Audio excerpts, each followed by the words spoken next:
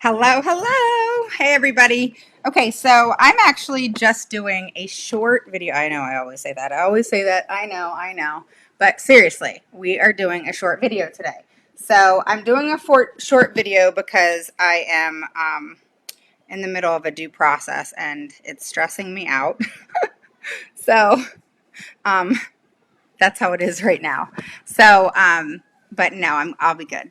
So, what I want you guys to know is the three no-nos. And of course, there's more than three no-nos, okay? But I want to give you three that has recently popped its head, if you will, and put itself out there to where you have to ask yourself. I always tell parents in my course, Rock the IEP, and I'm talking a lot about my course because I've been like thinking about it. I haven't thought about it lately, honestly.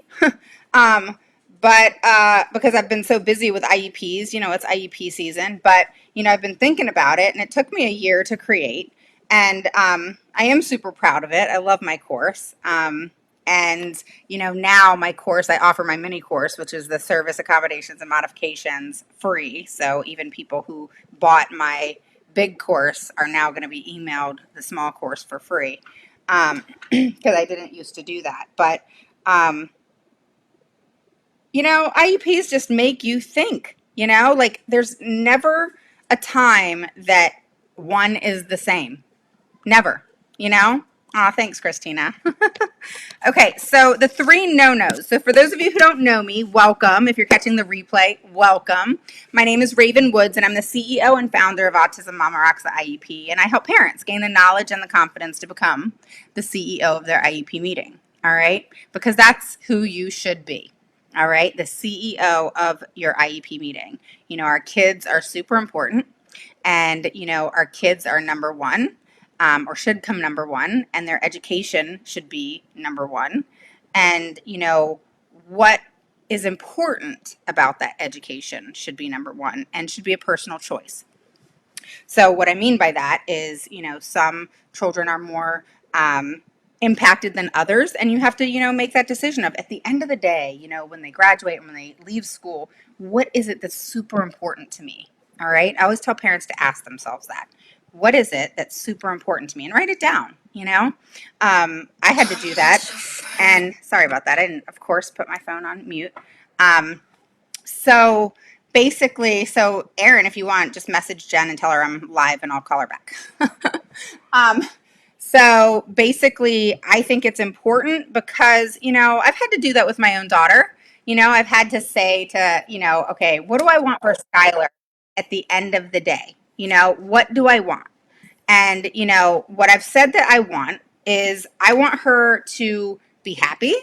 I want her to be as independent as possible, which is why ADLs which is assisted daily living, and daily living activities and, all of those things are super important. Hey, Inez, are super important in your child's goals, to go into their goals, and they can go into goals as far as services too. Just to give you an example, to be able to button, zip, tie can be an OT goal. Okay. So to do daily living things is an amazing thing to put in your child's IEP. I know at one time I put into Skylar's IEP that she would learn to cook. They actually gave her a kitchen in the school and would cook with her. And during her ABA time, which was 2 hours a day, she did cooking at certain times. And it was great because she learned how to measure and all of those different things. Now, was she proficient at it yet? No. But it was a great thing to have and a good opportunity. So think of things that you really want for your kids. Do not think, when you're thinking of these things, don't think in your heads, okay, what would the school say no to? Mm-mm. Think about what you want for your child at the end of the day when they're out of school. Write it down, all right? And then hold on to it. If you want to message me, feel free. Okay, dear God, if I get 1,000 messages. But, then message me and I'll, we can walk through. I can even do a live of, what you need to do to go with, and approach the school system. Now, are they going to be on board? No. Some may. Okay. Some have surprised me. But at the same time, it doesn't matter. All right, there's a way, and you just need to find that way. And it's important to be very, very persistent. Okay, and when I say persistent, I mean as annoying as all get out. Okay.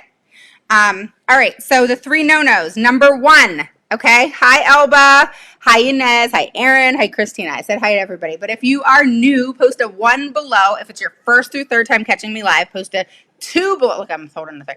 2 below if you're an oldie but goodie. All right? One of these days, I will get my numbers right on my hand. You know what's funny is with my left hand, I think it's always weird because when I was in my car accident and I was hit by a truck walking across the street, my arm was decapitated, not off, but like the bones were cut in half. And so I'm like, is that why I'm all like that when I'm trying to put up numbers? Hey, Erica, how are you? Hi, Faye. Okay, so number 1, no power plays. All right, share this video. Okay, number 1 of 3 no-nos. There's tons, but here are 3. All right, in your IEPs, do not allow these things. All right, don't get into that position of, oh, I just want to get along. I want everybody to get along. I just want to see what happens. No. All right, and there's reason for it. I get into arguments with parents all the time about this, and I wish you just listen to me. And they do, and then they're like, oh, okay, I see now. So, number 1, no power plays. No power plays. That means that the school district does not need and should not put power over you as into control what you do. All right? I'll give you an example, okay? And it happened to me. All right? The school system literally, because they did not like my mouth, yep, this thing, all right, that can run in an IEP meeting, without telling us, decided to put the Zoom, everybody on mute. And the principal would be the only one to take you off mute. And you had to raise your hand. Oh, Skylar keeps calling me. All right. And you have to raise your hand. I immediately tabled that meeting. I mean, literally within 5 minutes. Literally. And then I was on the phone with TEA of Texas. All right. Who's amazing, by the way. I love them. Love them. All right. I'm like, how can certain school districts be such a pain in the ass in Texas? But TEA is awesome. You know, the people there in legal are great, great, great. I cannot rave about them enough. So anyway, no control and power plays. Or when they, want to say, oh, we're not doing that. We're not doing that. Number 2, any type of power play of argument. It's the basically Texas DOE, Department of Education. So anytime power plays, you feel like I don't participate in that. I have no interest in feeling better than you. All right. Could care less. All right. I don't do power plays. All right. I feel like it's actually, just degrading. All right. And can I be loud in an IEP? Oh yeah. Can I, make sure that my voice is heard? Yes. But if I tried to control somebody, that would be a whole different ball game. But am I going to make sure that you hear me? Yes. All right. So never should you put up with, hi Stephanie, hi Lori, hi Nicole. Never should you put up with that control, that power play, that I'm better and know more than you. Even though your mom, even though your dad, even though your grandma, I know more than you. No. Put a stop to it. And you need to then take control of your actions, all right, which is put a stop to that meeting as much as you want to hold that meeting. As much as you want to hold that meeting, you table it. Or you say, if you are going to participate with yourself in a power play, I am going to remove myself from the situation because it's emotionally and mentally unhealthy for anybody. And while you're going through that, I want to remove myself from the situation. All right? That's what you're saying. And you're not going to put up with it. And you're going to put it in writing. And then you're going to say, I expect to meet within the next 2 weeks and we come together as a team. We don't have to get along. We don't have to agree, but we're going to come together as a team, and I'll be damned if you think that you're going to control me. All right? I don't control you. You're not going to control me. We both have a voice. Whether you like my voice or not isn't my problem. But you are not going to control what anybody else does other than yourself. Number 2, the key thing that schools like to say is, oh, okay, well, we'll note that. You're saying, no, I don't like that goal. I don't like, where's who located? Her. I don't like that and that goal, and this is why. This is what you're saying. And they say something, along the lines of, we'll note that. Are you freaking kidding me? I don't give a shit what you note. You're going to freaking answer the question, and you are going to participate in a conversation as a team to resolve what my problem is, or my concern, or my worry, or my stress, or whatever it is. Anything can be discussed in an IEP meeting, okay? You know how I call that first meeting I typically have with the school system, which is usually, to get evaluations going most of the time. And then the second meeting is like going over those evaluations. And I will personally call it, so I want you guys to note this, I will personally call it an evaluation meeting. But there is no such thing, just so you know. Anytime you go to the table with a team, all right? Anytime you go to the table as a team, all right, other than eligibility, which is the first meeting, all right, and that's still considered an IEP, is an IEP meeting, all right? Don't let the school system say, oh, this is an annual, this isn't an IEP. What? Or this is a evaluation meeting. We're going over evaluations. That's all we're doing. Okay, well, okay. We're still going to talk about things that are apparent concerns. All right?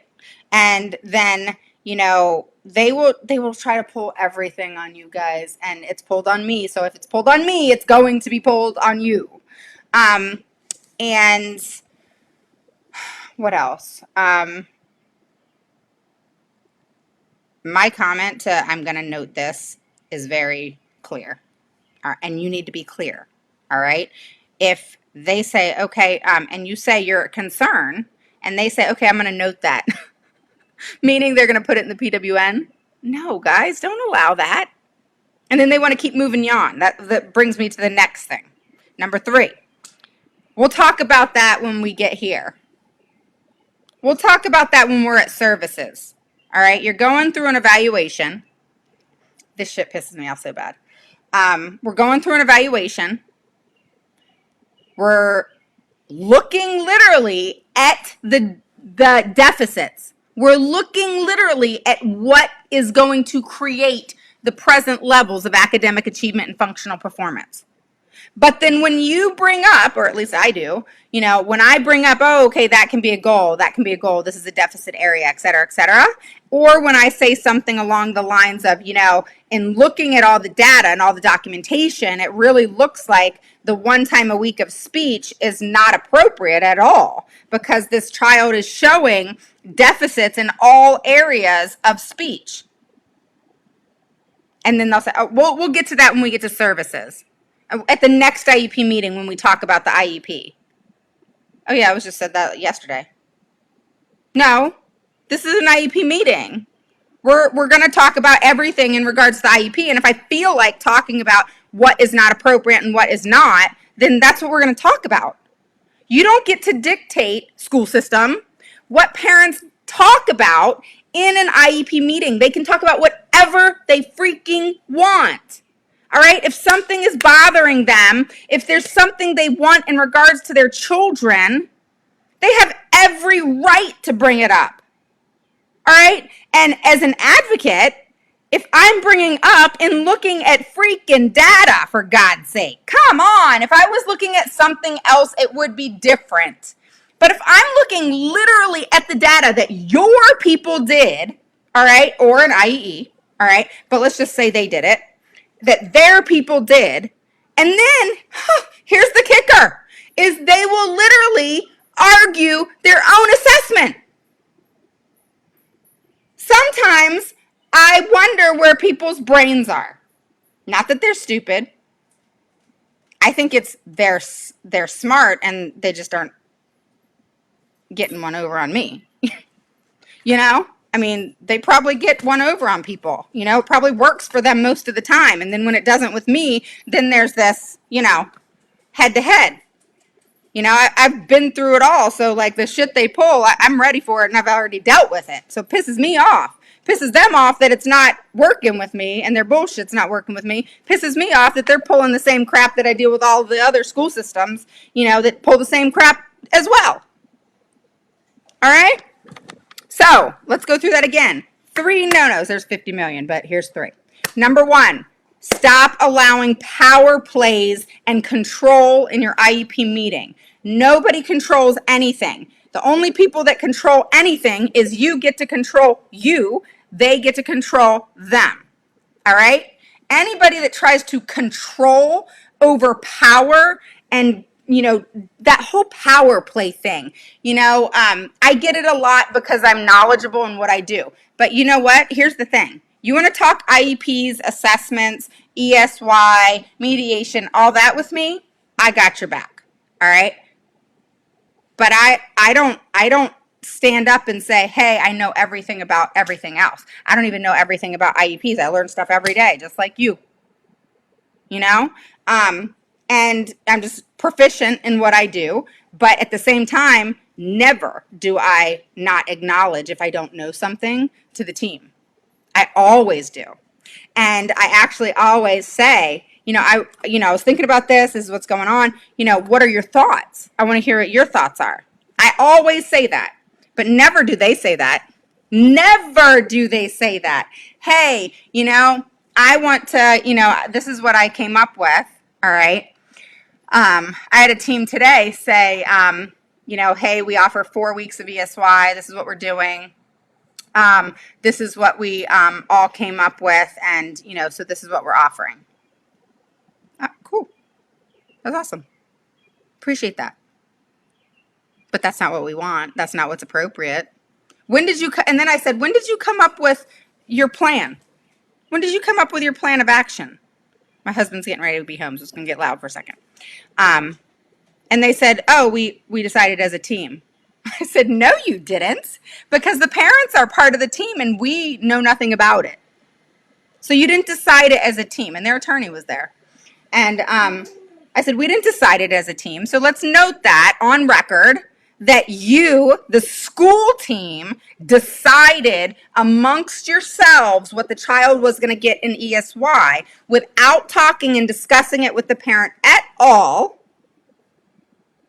and thought you were going to just run with it as no big deal. That the parents just say, oh, thank you so much, my child's getting ESY. Thank you. No.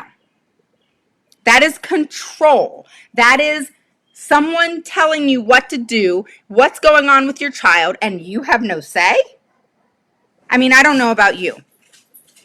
I don't. But I know me.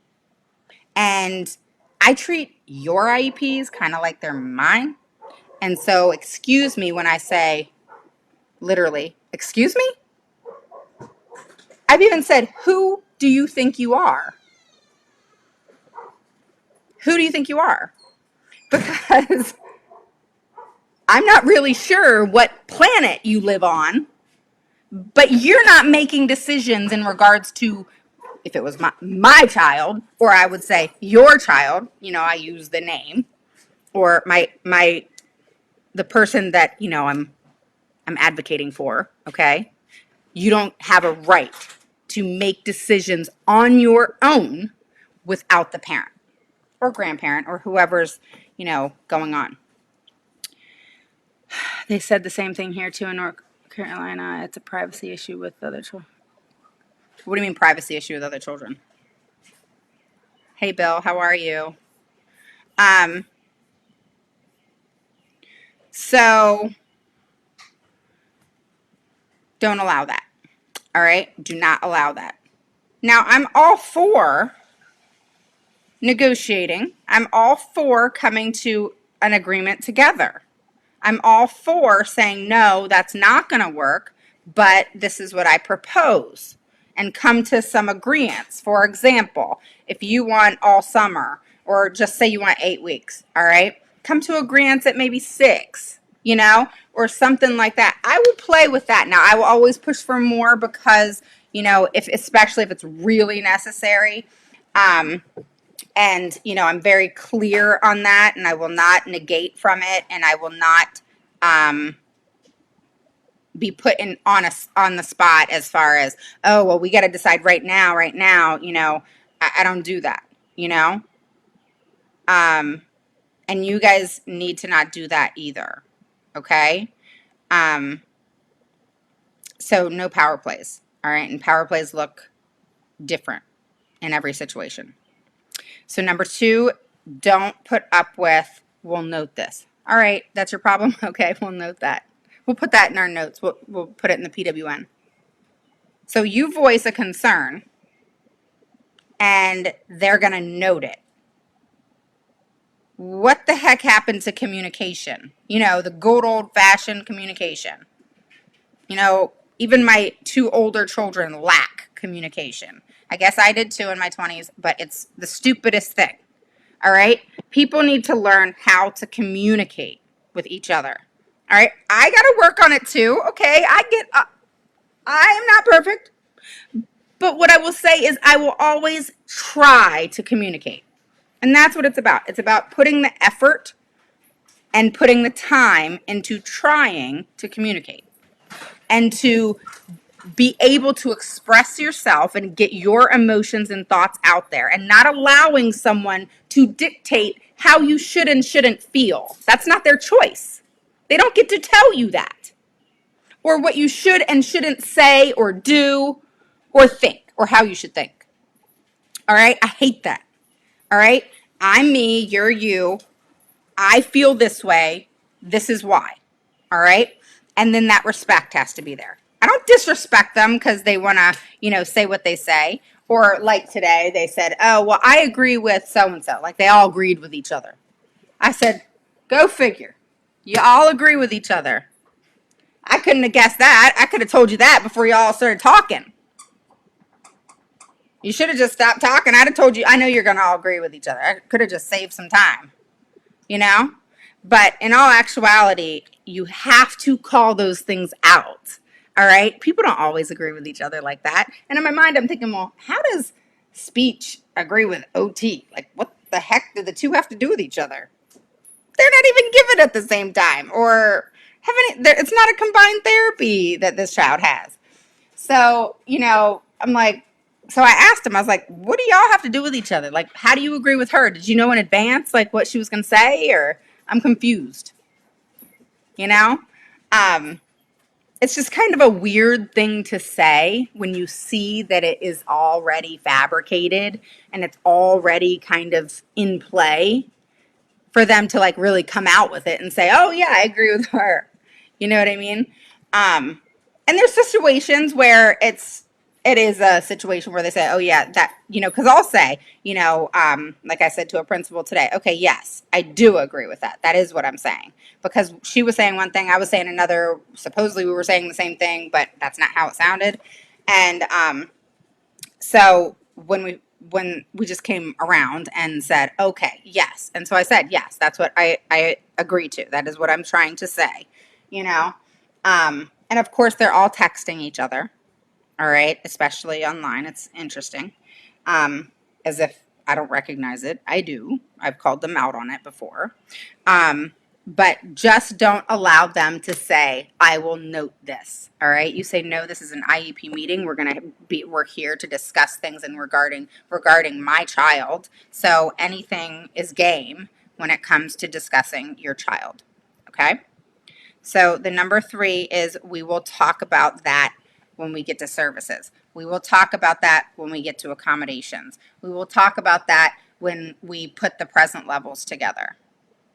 If you're going over an evaluation and they're saying that to you, something's wrong. Because everything within the IEP is created off of an evaluation.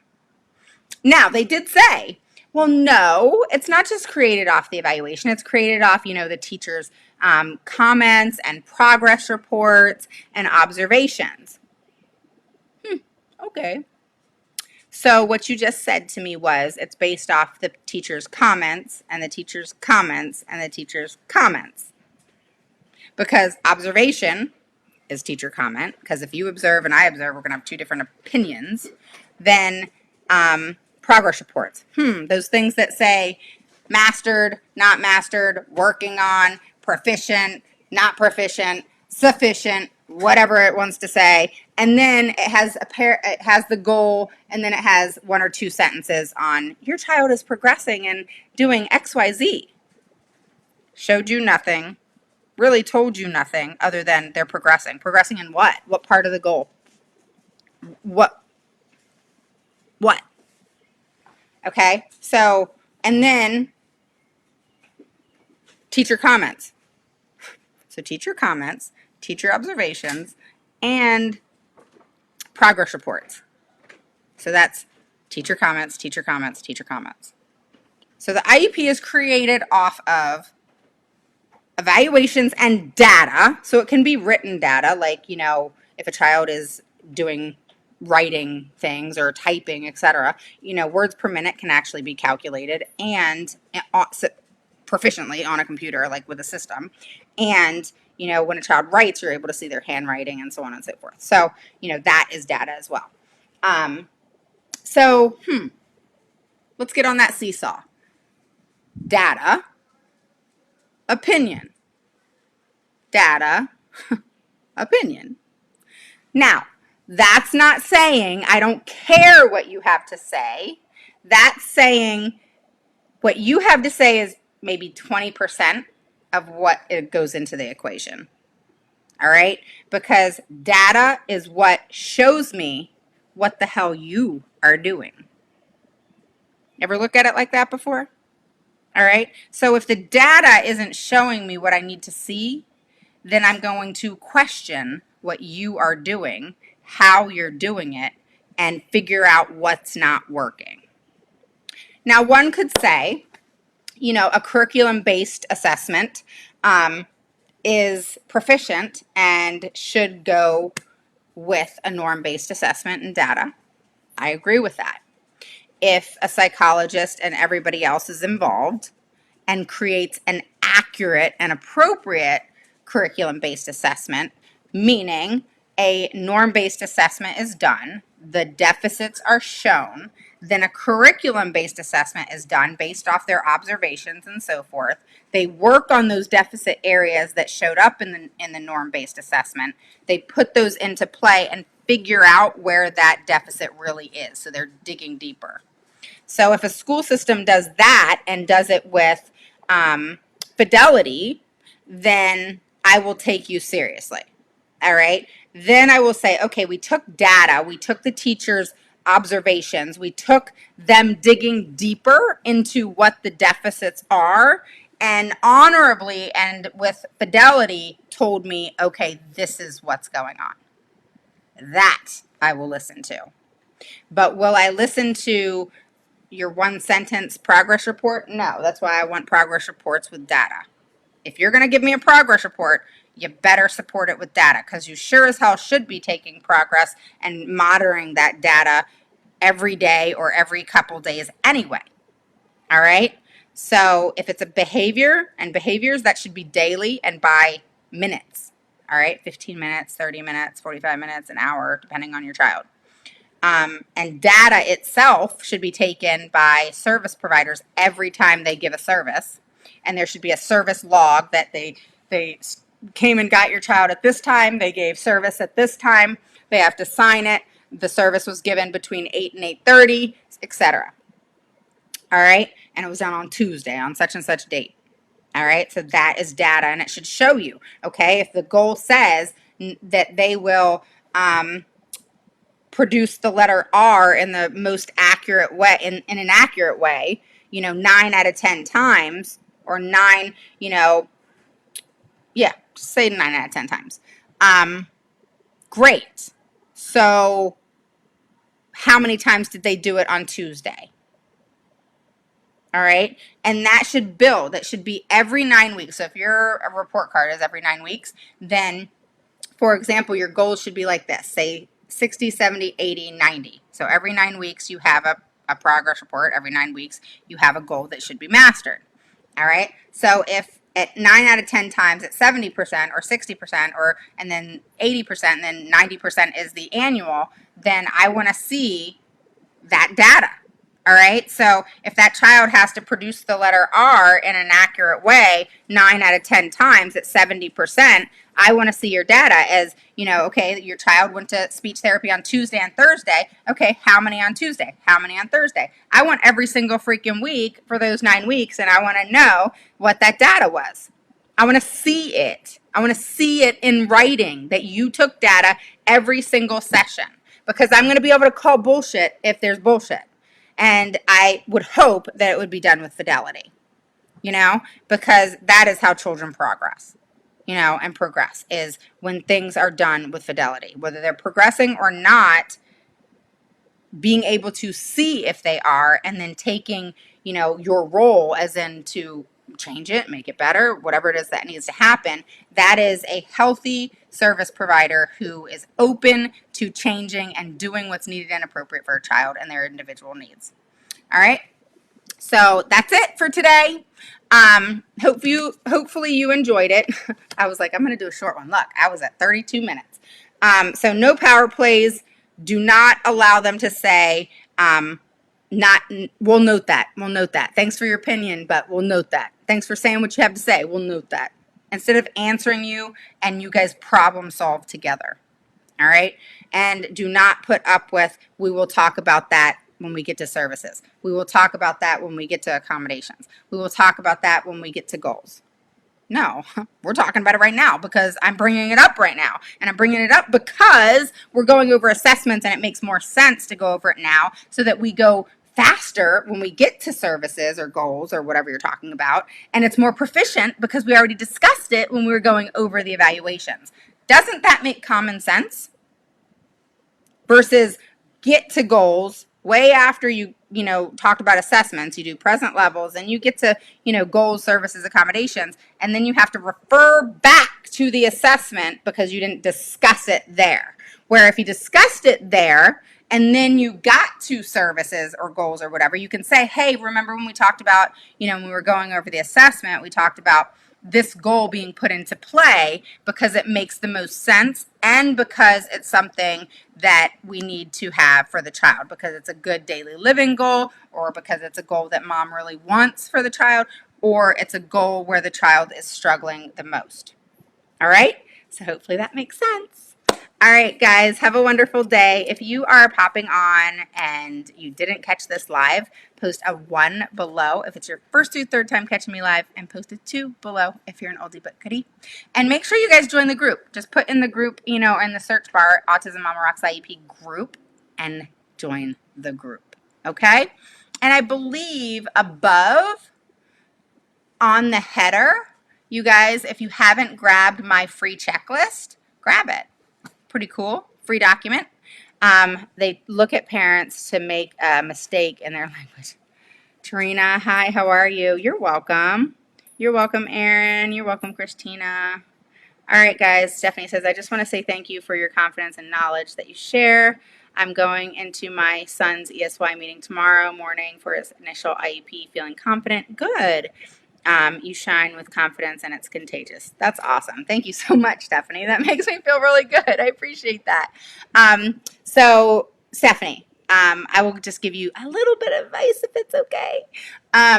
Number one, go back and read the 7 reasons your child gets ESY. Okay. Or not read it. Well, actually it is on, it does have captions, but, go and watch it. All right. It's the one on ESY. All right. There's 7 reasons your child gets ESY, and it's not just regression. I hate that one always coming up. And then if it's your initial, is it your initial? So I'm guessing if he's eligible or he's not eligible, or I don't know. But either way, ESY, go listen to that video. Good luck, and make sure you let me know how it goes. All right, guys. Hey, Christina, how are you? All right, I will talk to you guys very soon. Have a good night. Bye-bye.